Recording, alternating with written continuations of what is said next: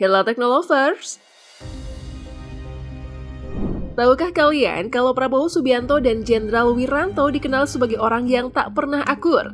Perseteruan keduanya sudah berlangsung sejak masa Orde Baru. Fenomena perebutan kekuasaan antara dua jenderal bahkan terekam dalam arsip Kedutaan Besar Amerika Serikat. Lebih tepatnya dalam map bertajuk Soeharto Out by Year N R080915Z Mei 98.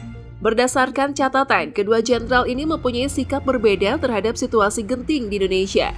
Hal ini kemudian memicu perseteruan antara Prabowo dan Wiranto. Tapi, apakah kalian tahu juga nih, kalau saat ini Wiranto malah mendukung Prabowo untuk maju pada Pilpres 2024 mendatang loh? Waduh, gimana ceritanya tuh? Mari kita simak ulasannya. Ya, baru-baru ini terdengar kabar kalau Ketua Dewan Penasehat Presiden atau One Team Press Wiranto mendukung Presiden Partai Gerindra Prabowo Subianto yang maju sebagai calon presiden atau capres pada 2024. Dukungan tersebut ia sampaikan saat mengunjungi kediaman Prabowo di Hambalang, Kabupaten Bogor, Jawa Barat, Senin 5 Januari 2023 lalu. Sekarang adik saya, sahabat saya, kolega saya, silahkan maju, kata Wiranto, yang datang ke kediaman Prabowo untuk menyerahkan sejumlah mantan kader Partai Hanura itu.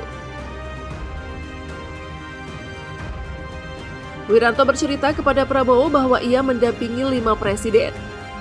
Soeharto B.J. Habibie, Abdurrahman Wahid atau Gus Dur, Megawati Soekarno Putri dan Presiden ke-7 RI, Joko Widodo atau Jokowi. Sepanjang perjalanannya bersama Presiden, Wiranto mengaku sangat memahami langkah-langkah yang harus diambil kepala keluarga demi kebaikan negara.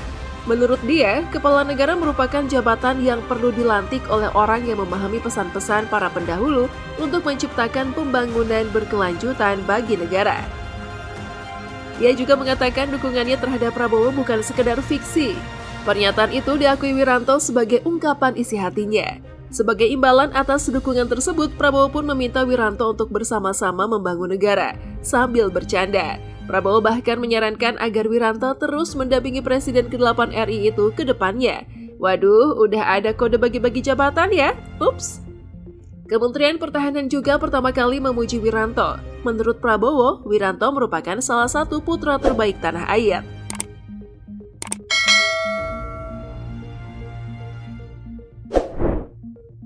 Tapi nih guys, apa kalian tidak penasaran dengan kisah perseteruan keduanya di masa lampau?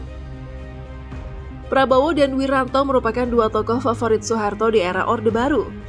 Saat itu Prabowo merupakan menantu Soeharto dan menduduki jabatan penting di Kostrad. Sedangkan Wiranto merupakan mantan asisten Soeharto yang menduduki jabatan orang nomor 1 di ABRI. Namun, kedua pria tersebut memiliki hubungan yang kurang baik dan cenderung bersaing memperebutkan kekuasaan. Bahkan, Wiranto menyebut Prabowo pernah menuding dirinya tidak menaati Soeharto. Tudingan ini berdasarkan rancangan siaran pers ABRI yang menunjukkan dukungan Wiranto terhadap posisi NU. Perlu diketahui, saat itu NU mengulangi permintaannya agar Soeharto mundur sebagai presiden. Wiranto yang geram kemudian menyatakan akan memilih mundur jika tak bisa dipercaya lagi. Sebagai tanggapan, Soeharto menggelengkan kepalanya dan memintanya untuk melanjutkan pencariannya. Apapun keputusan Soeharto di mata Prabowo dan kawan-kawan, Wiranto tetap bersalah. Mereka menganggapnya gagal dalam misinya mengendalikan kerusuhan besar di Jakarta pada pertengahan Mei 1998. Jadi begini ceritanya guys. Alkisah, pada tanggal 6 November 1997 di Jakarta, Asisten Menteri Luar Negeri untuk Asia Pasifik dan Asia Timur Stanley Owen Roth bertemu dengan Mayor Jenderal Prabowo Subianto selama 1 jam. Saat itu Soeharto baru saja terpilih kembali pada pemilu Mei. Perekonomian mulai terpuruk akibat krisis mata uang dan IMF setuju memberikan utang sebesar 10 miliar dolar atau setara dengan 151 miliar 879 juta rupiah. Hitungannya sekarang ya. Ini bukan kali pertama Roth dan Prabowo bertemu. Keduanya bertemu saat Roth masih bertugas di Dewan Keamanan Nasional atau NSC dan menjabat sebagai wakil asisten untuk Asia Pasifik dan Asia Timur di Pentagon. Dalam pertemuan tersebut, mereka membahas bantuan AS untuk Indonesia. Prabowo mengenang betapa rentannya Indonesia terhadap ekstremisme Islam dan komunisme. Dan untungnya ia mengalami nasib yang sama seperti Yugoslavia, yang runtuh setelah kematian pemimpin besarnya. Menurutnya, akan lebih baik jika Soeharto mengundurkan diri pada Maret 1998 demi kelancaran transisi. Kutipan telegram tersebut menegaskan bahwa para pejabat senior ABRI mengetahui adanya kerusuhan di Istana Negara dan memperingatkan Amerika Serikat tentang transisi yang akan terjadi setelah jatuhnya Soeharto. Secara terpisah, Kedutaan Besar AS juga mencatat perpecahan di kalangan militer antara kubu Prabowo dan Wiranto sebagai panglima. Bentrokan keduanya dijadwalkan terjadi dalam rapat rekonsiliasi pada 17 Mei, hanya 4 hari sebelum Soeharto lengser. Tujuan pertemuan tersebut menurut kabel diplomatik AS adalah untuk mengkonsolidasikan masa jabatan Wiranto atau mencari pengganti yang akan memuaskan kedua belah pihak. Namun pada akhirnya Wiranto tetap menjadi Panglima Angkatan Bersenjata dan Prabowo menyatakan bahwa perseteruan di dalam Angkatan Bersenjata telah usai saat Habibie dilantik menjadi presiden. Keduanya pun menyatakan setia kepada Istana Negara.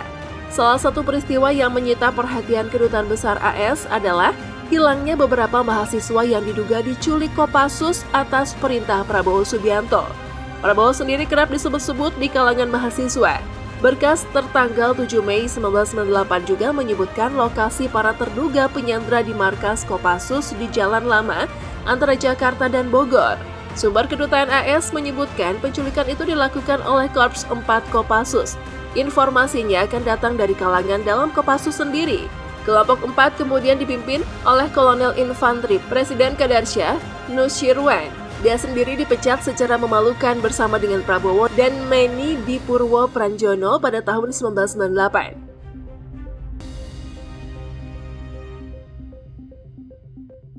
Prabowo sendiri hingga saat ini mengaku tidak bersalah dalam aksi penculikan aktivis mahasiswa.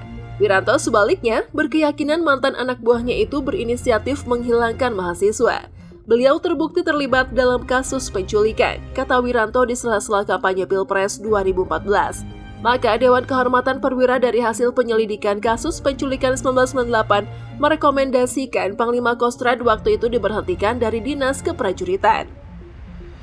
Berkat ucapan Sintong, Habibie tak mempermasalahkan kegagalan Wiranto dalam mengatasi kerusuhan Mei 1998. Ketika karir militer Prabowo terjun bebas bagaikan parasut, Wiranto menjabat sebagai Panglima Angkatan Bersenjata dan Menteri Pertahanan hingga tahun 1999. Pada awal tahun 2000-an, Prabowo dan Wiranto bertemu di dunia politik. Keduanya kesulitan meraih dukungan Partai Golkar untuk mencalonkan diri sebagai presiden. Wiranto memenangi Kongres Golkar, namun kalah di balik suara dari Susilo Bambang Yudhoyono yang saat itu berpasangan dengan Yusuf Kala. Pada tahun 2006, Wiranto mendirikan Partai Kesadaran Rakyat atau Hanura. 2 tahun kemudian, Prabowo memproklamasikan Partai Gerakan Indonesia Berkembang atau Gerindra. Pada tahun 2009, Prabowo berkolaborasi dengan Megawati, sedangkan Wiranto bermitra dengan Yusuf Kala. Kedua pasangan kontestan kembali mendapat top rating dari SBY yang kala ini meminang Budiono. Pada tahun 2016, Wiranto mendapat tawaran. Ia bergabung dengan Kabinet Jokowi dan menjabat sebagai Menteri Koordinator Bidang Politik, Hukum, dan Keamanan. Lalu, ia diberi mandat oleh Presiden Joko Widodo untuk menjabat sebagai Ketua Dewan Pertimbangan Presiden pada akhir 2019 sampai saat ini. Perang dingin keduanya nampak telah usai ya, walaupun nggak tahu kalau bahas soal kerusuhan Mei 1998, apa masih akur? Gimana menurut kalian Teknolovers? Apa Pak Wiranto akan dapat posisi juga di periode selanjutnya? Siapapun presidennya? Mari kita tunggu.